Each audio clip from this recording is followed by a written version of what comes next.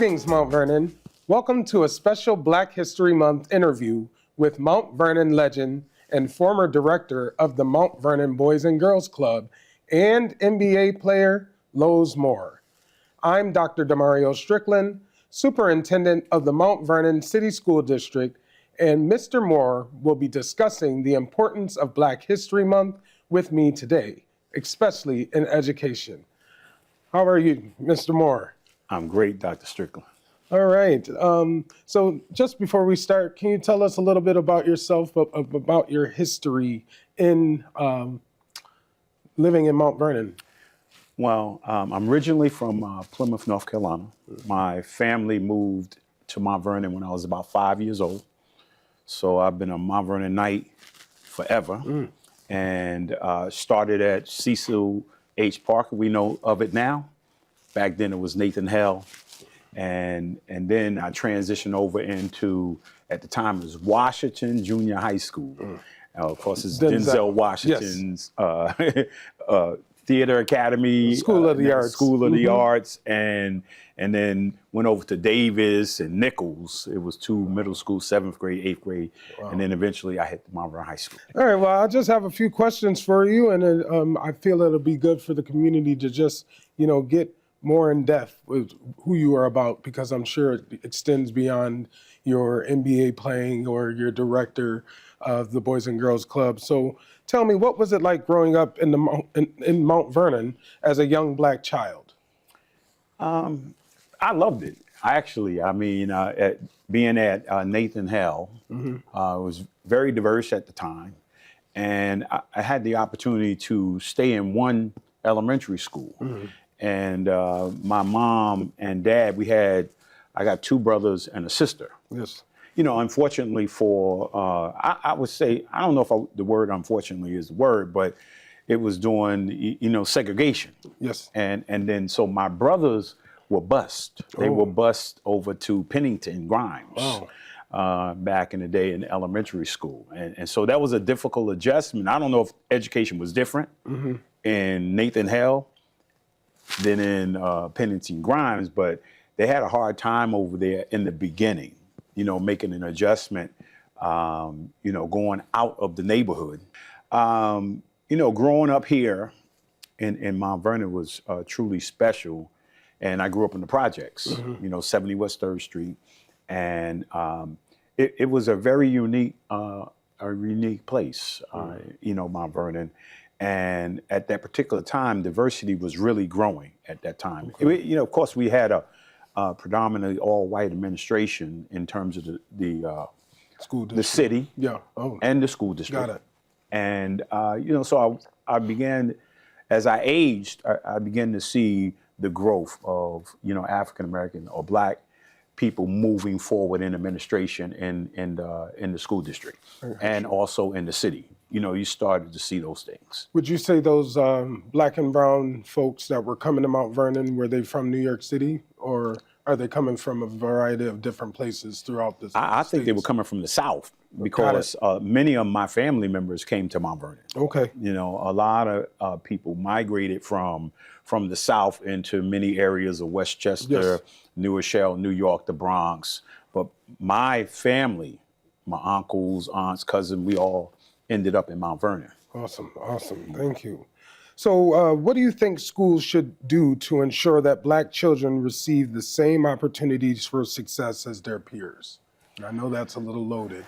Yeah, it is loaded. Yeah. I mean, back then there was a slogan called either pay now or pay later, right? And it was you see a sign of, and I had it at the Boys and Girls Club at the time. I had a sign in my office, right? You see, if you pay now, right, means that if I put the resources necessary, if the resources is consistent in all communities, right, then you're going to see young people strive. They're going to get the same opportunities. And so that's why I think it's important that there should be the quality of resources, across the board. It's just very funny that you bring that system up of inequity, and we're still battling and dealing with the same situation to date, where I've had to go to Albany to actually advocate on behalf of the district to say we need more because our students deserve more and they need more. So it's just interesting how we see time doesn't even change the situation or the scenario, but hopefully we put an end to that this year and beyond. Yeah, I hope so too, because you know, and we need not only. I would like to say Dr. Reverend Richardson from Grace Yes. Baptist Church, Yes. and I went to visit him one time, and he said to me something very significant that really changed my mindset about the growth of the Boys and Girls Club, because I was struggling to get resources within the community. Maybe we didn't have the capacity. Yes. Right. And he said to me as we were sitting there, he said, "Look, I want to build a cathedral here, and do you think I can build it off the people of Mount Vernon?" And I was like, "I don't think so." He said, "Yeah, that's why I have commutes. That's why I go outside of the community. And you look at my membership, probably 60% of my membership come from outside of the community." He said the problems in Mount Vernon is not just a Mount Vernon problem, but it's a Westchester problem. That's It's true. a New York City. It's a state problem. Yes. Right. And whatever you don't fix here will run over into Westchester, and it will run over into the state of New York. So he said they need to invest in support here. Absolutely. Right. So that the problems that we're having here don't go there. It's just like when you lift the learners, your most vulnerable learners, everyone excels. Oh, yeah. And it's the same predicament down here. If we're the most distressed Yes. in New York State, so if you help us, then guess what? We're going to help more people. So in your opinion, what role should education play in promoting awareness and understanding of Black history? Well,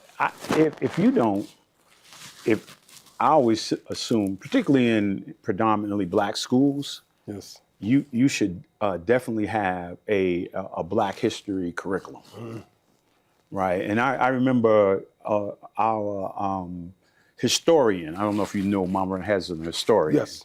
Dr. Larry Spruill. Yes. Right, and Dr. Spruill, they had voted. The school district had voted that we would have. He actually were working in the school district in Black history or African American studies, and then classes was being taught, right, in the school district, and students were getting opportunities for graduation trips to go to like Africa and different places like that. So, and it was big. And then after years of success of us becoming aware of our own history, right, then we became stronger as students, Absolutely. as people. Like I was saying earlier to you before we started, dating myself, elementary school. Oh, you're about 40 years old. Yeah. When Dr. King got assassinated, I was a sixth grader. Yes. And I arrived at Nathan Hale, and my Black friends was beating up my white friends. And I was like, what's going on here? And they said, hey, a white guy killed a Black guy, right? And unconsciously, I joined in, knowing that Dominic and Alvin Bark were friends of mine. Yes. Not knowing. And then not knowing who Dr. King was. Oh. Right? And so that's how important, Black history is to a school district. And Yes. and if we're going to teach Italian and Spanish, and all those, other World things, languages. We ought to know about our culture. Speak about the impact of diverse representation in education in the broader community. And you kind of started to allude to that with the gentrification that sort of went on the opposite in terms of Blacks moving in to predominantly white areas. What are your thoughts? Growing up in Mount Vernon, in terms of there wasn't a whole lot of diversity.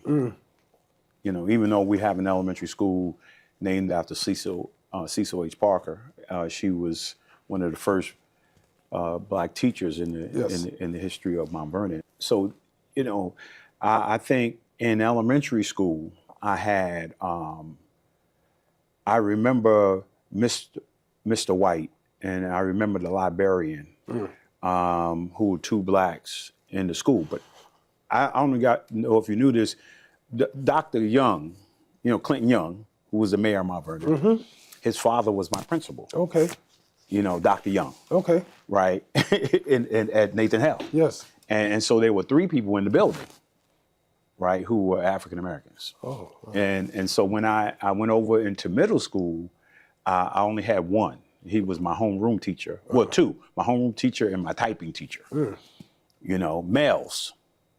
And then when I got to Mount Vernon High School, I had a black English teacher. Okay. In high school. So we were starting to see more teachers, more teachers and administrators coming into the school district. Yes. As the board changed, we started to see more diversity. Now, was your coach a person of color or no?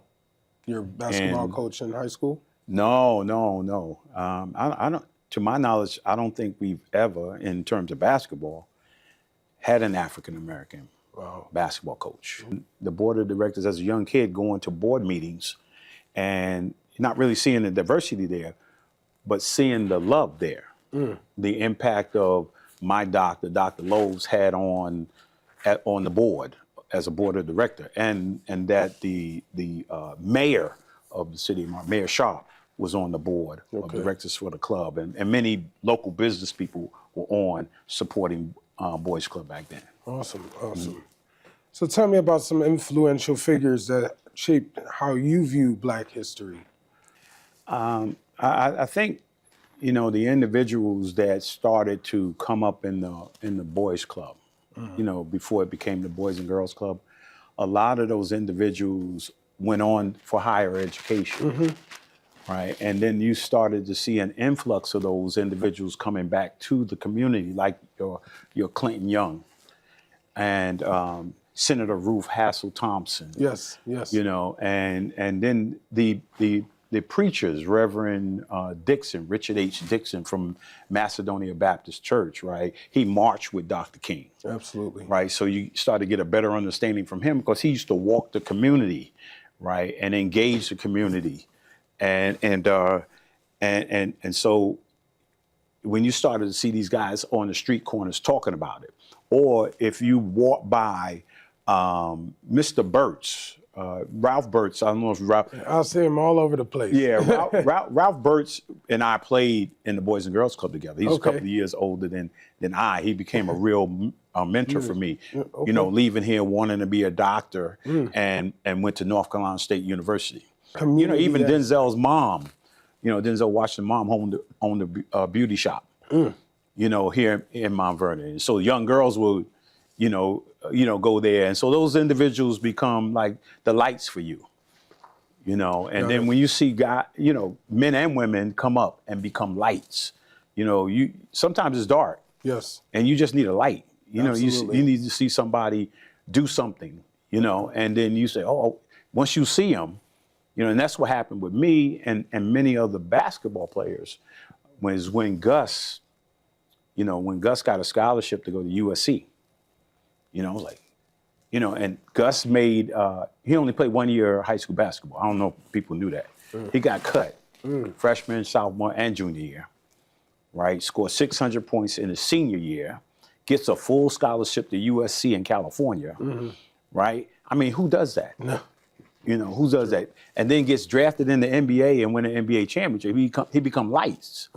Ernie Davis becomes a light. County legislator into the mayor. They become lights for you, right? And then Denzel will tell you, and I will tell you, the thing that impacted me the most about the Boys Club, it changed, I think, thousands of young people's lives, was when we walked in the club in the lobby, there were banners up of every kid that was an alumnus that went to college. So you see Fordham, USC, West Virginia, you started seeing, and every day you go in and you look up and you say, I'm going to that college, or I'm going to Notre Dame.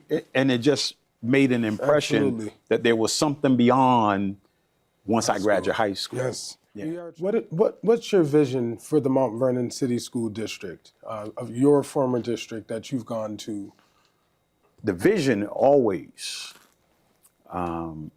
is always been about the importance of higher education for me on 3 levels.